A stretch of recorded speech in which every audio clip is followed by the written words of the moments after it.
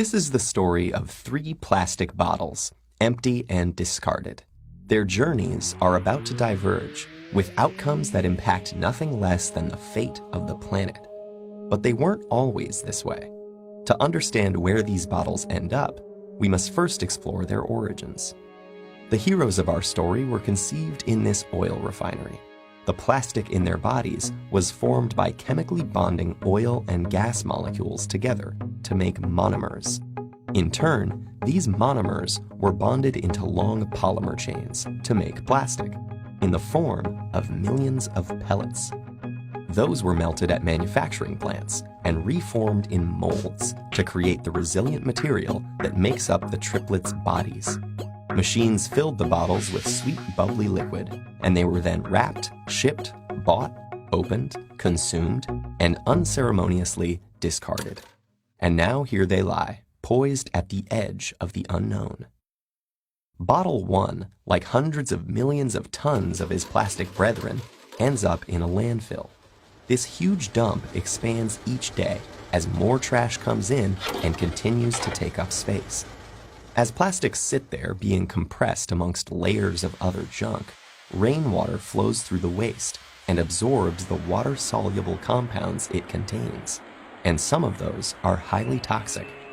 Together, they create a harmful stew called leachate, which can move into groundwater, soil, and streams, poisoning ecosystems and harming wildlife.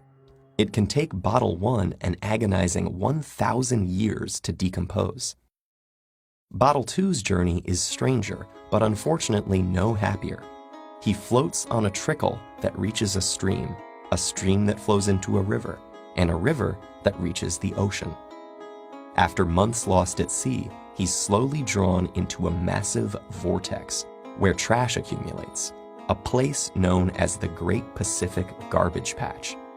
Here, the ocean's currents have trapped millions of pieces of plastic debris.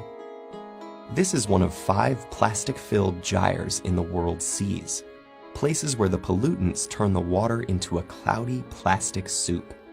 Some animals, like seabirds, get entangled in the mess. They and others mistake the brightly colored plastic bits for food. Plastic makes them feel full when they're not, so they starve to death and pass the toxins from the plastic up the food chain. For example, it's eaten by lanternfish. The lanternfish are eaten by squid. The squid are eaten by tuna. And the tuna are eaten by us.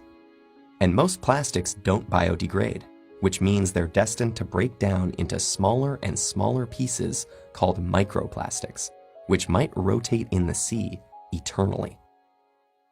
But Bottle 3 is spared the cruel purgatories of his brothers.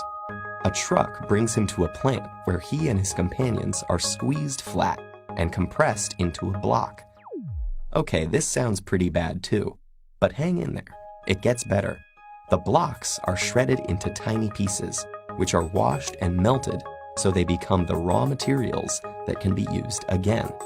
As if by magic, Bottle 3 is now ready to be reborn as something completely new. For this bit of plastic with such humble origins, suddenly, the sky is the limit.